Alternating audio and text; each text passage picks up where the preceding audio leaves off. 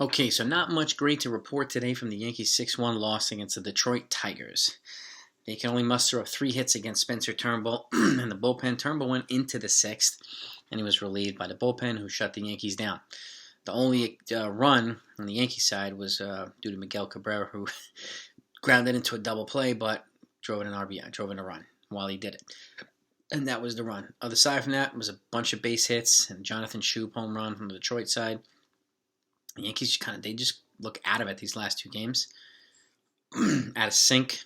And Deivi Garcia did come up today, and he threw, I think, 4 2/3 innings.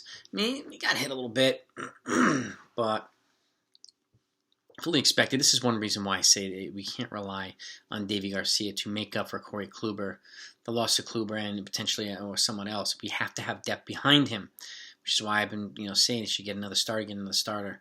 Okay, here it is, but they need somebody who's a veteran who can push Garcia back to, even if it's a number 6 spot. He's just not ready yet to handle that load. He shows poise and stuff like that, but when he's on, he's on. When he's off, he's off. Albert Abreu was a bright spot. He came in and threw about 3 1/3 inning today.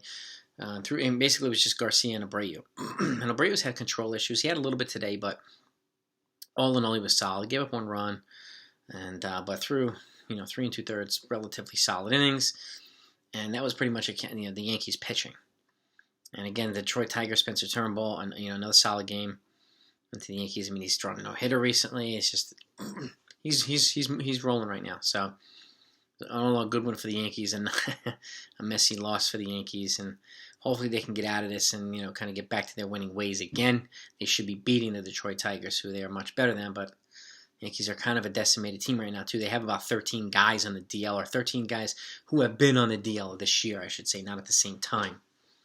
And I think their record was a few years ago. I think it was 30, if I'm not mistaken. 30 trips to the DL in one season, which is absolute insanity. But for some reason, the Yankees continue to be decimated by injuries on both sides. So this is where more athletic, versatile depth comes in handy. That's why I wanted them to get Tommy La Stella. This is why I hope they trade for more versatile guys who can play multiple positions.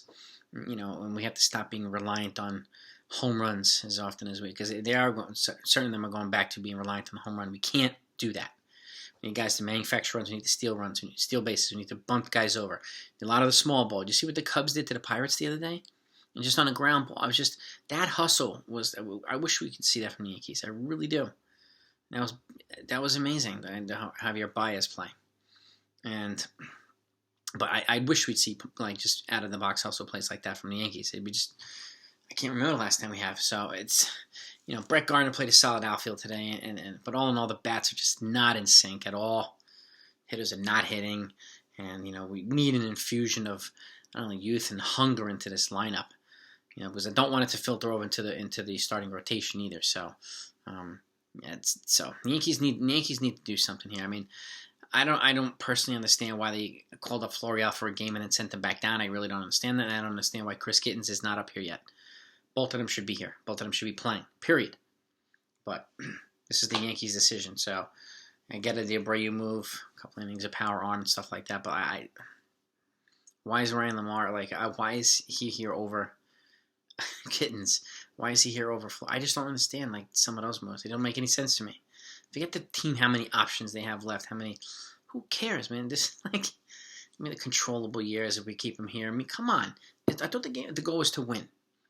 So, but this is why it's one reason why I think the MLB draft should be similar to NBA and NFL in regards to being able to swap draft picks to move up and even add international flair into it, make it all one encompassing draft. I think it would be a lot more exciting. It would create a lot more diversity to lineups and give a lot more excitement to lineups, give them a lot more different options. I think teams would be more athletic.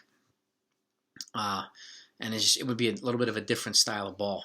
And I don't know if they'll ever do that, but I really hope that they do, because I do think that it's improved the quality of NFL and the NBA. And I think the same thing would apply to MLB, especially since they had 40 rounds forever. Include the international draft if you're going to do that. And let the very best play here instead of this slotting system, or you have to pay this bounty to draft this guy. You lose draft picks. Like, I don't understand. I don't know. That stuff doesn't really make sense to me. I don't see how it benefits baseball as much as an all-encompassing draft would. But that's besides the point. The Yankees dropped at 6-1 today, and it's a sloppy game for the Yankees. Hopefully they'll rebound tomorrow. That's it for the recap. I have a whole bunch of fun stuff coming in the morning. Is going to be the first one. I'm going to talk about the most realistic, guys.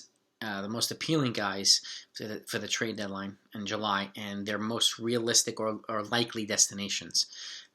Tomorrow is going to be my first one. It's going to be Trevor's Story. You're not going to want to miss it. So check you next time.